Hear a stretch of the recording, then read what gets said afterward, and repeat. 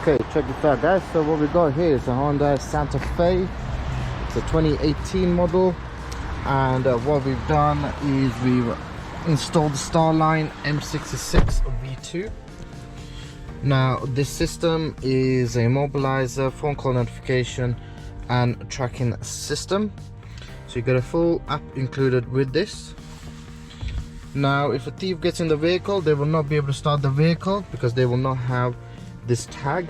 So use this tag to turn the system off by pressing the button, and when you press it, it will allow you to start the vehicle.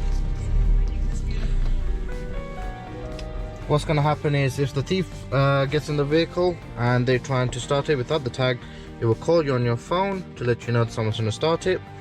And also you can see where the vehicle is, tracker included. You can remotely control the immobilizer using the phone app.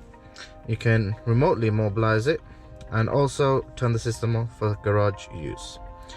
If you want this StarLine system M66 V2 installed on your Hyundai, see the link down below. Thanks for watching. Make sure to like and subscribe to our channel for more videos and content. Thank you for watching. See you in the next one.